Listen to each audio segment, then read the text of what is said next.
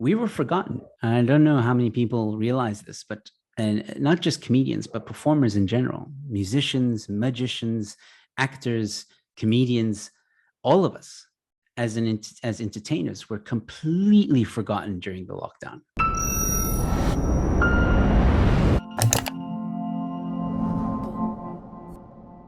How can South Africa's entertainment industry begin to rebuild after the COVID-19 lockdown?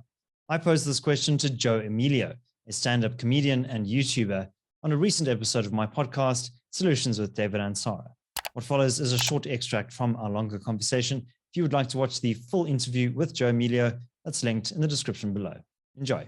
At the time of recording, we've just had the president this week announced that we're staying on lockdown level 1. There's been some changes to the regulations, but for all intents and purposes, we're moving out of the pandemic now. What was the effect of the pandemic on comedy? How were you able to adjust and pivot like you did to online platforms like YouTube? And what do you think is of the future of comedy after the pandemic? For me, when the pandemic first hit, I was organizing comedy shows across the northern suburbs of Cape Town. I had a business called the Comedy Cartel. And that's what we did. We basically went to venues, restaurants and such, and we said, cool, pay us a fee that will cover our expenses. We'll turn your venue for one evening into a comedy club. And we ran it with high standards, Cape Town Comedy Club standards. And it was great. It was always a fun night and it was going very, very well. I had almost every weekend was booked for me. And then unfortunately, we got hit by COVID-19 and almost, I think it was the week of the president announcing that we're going into or that he was warning, actually, because he did two announcements. He did one where he warned, and then the following week he did, we're in lockdown. So the week before that, where he made the week before he made the final decision to go into lockdown, he gave a bit of a warning. And that was when all my clients, all the restaurants I worked with, just canceled. They said, look, don't know what's going on. These restrictions are hectic. Everybody was in fear. We're going to cancel the show until we see what happens with this whole COVID situation. So I was quickly no income before we even went into lockdown. And I realized I had to do something. And you know, being under that harsh lockdown for the first 3 months of the lockdown, it was tough because I'm someone who likes the stage. I love the stage. I want to be on the stage. I want to perform. And then I was like, you know what? Let me do what I've been wanting to do for many years, which is start a YouTube channel properly, have a show, interview people, and just have fun on YouTube. And that's what I did. The first day that we went into lockdown is the first stream I ever had on my YouTube channel. I literally streamed us going into lockdown at, I think it was like 11:30 on the Wednesday evening. And yeah, nothing much happened. There was no tanks that roared. There was no alarm that went wow, wow, or anything like that. But yeah, that was the first stream I ever did, and I haven't stopped since. Obviously, the channel has evolved and changed, and I've even had you as a guest a few times, and that's been a lot of fun, and other great people, interesting conversations. It's become a little bit of a political channel, which I don't mind, but I keep my politics on that channel. I don't, as a comedian, I talk about other things. I don't talk about politics, but I found that I had to do something. You know, I couldn't just sit around and just wait for things to happen. And I decided to make a YouTube channel. Through that, you know, fast forwarding now to what the president said last night, it's tough still to have a show, I feel. I've heard of other comedians that have started shows again. You know, there was a time in the pandemic or during the lockdown when it was tough because I felt like I was bad luck, because every time I wanted to organize a show, about a month later, we'd go into a harsher lockdown. Then I had to postpone the show. So I was like, okay, maybe I should stop organizing shows and we won't go into a harsher lockdown again. But it seems like, yes, you're right. It seems like we're getting out of it. It seems like things are easing, but the restrictions on restaurants and venues are still hectic. The one venue I want to do my one-man show at, it still is only allowed 50% capacity, which, you know, depending on the venue sounds all right. But when the venue I'm working at or working with, they can only seat 80 people in total. So 50% of that is 40. And besides that, you're halving the potential of what a venue can earn, the revenue for one night.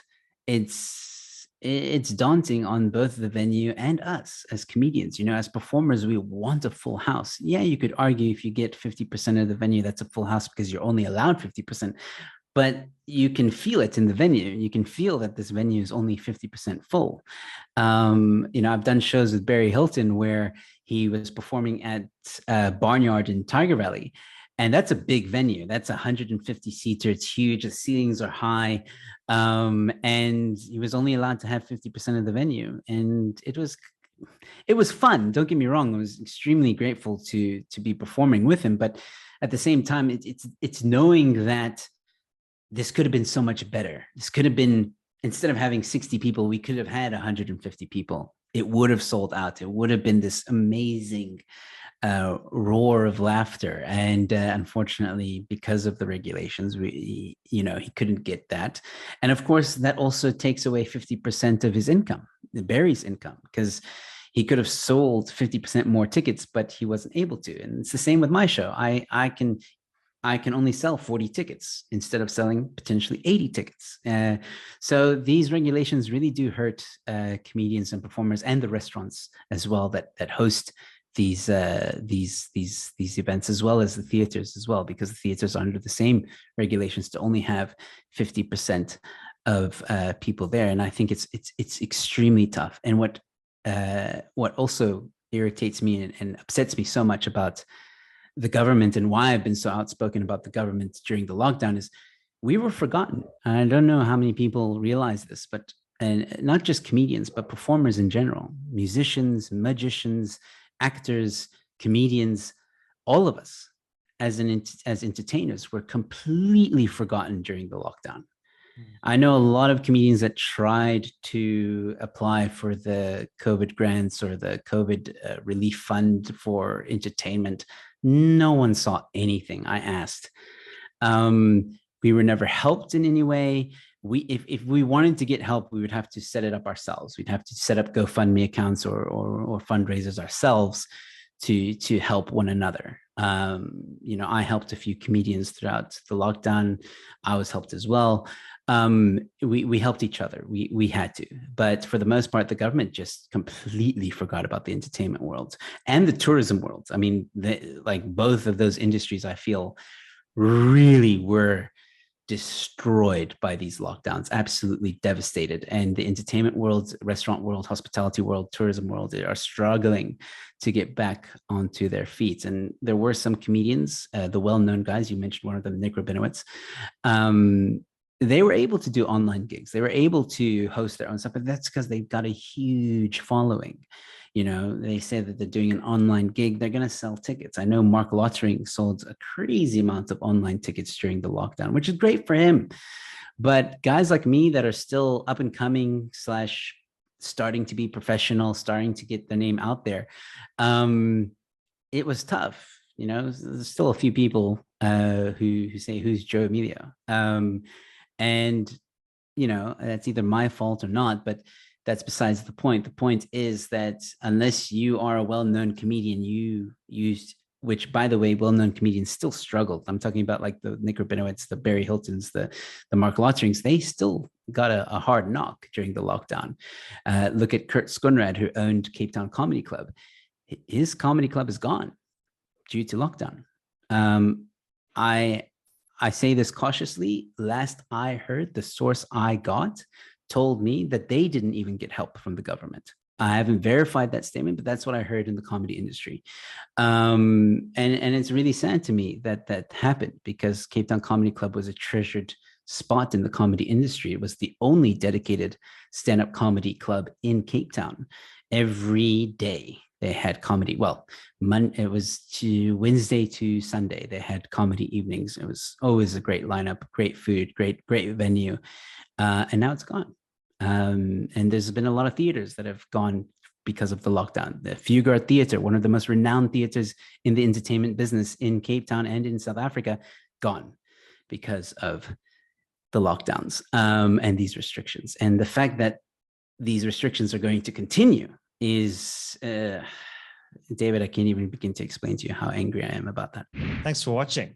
How do you think South Africa's entertainment industry can rebuild after the COVID-19 pandemic and the government lockdown? Leave your thoughts in the comments section below. Also, if you would like to watch the full discussion with Joe Emilio, that's linked over here. And you can also subscribe to my other channel that's linked over here. My name is David Ansara. Until next time, take care.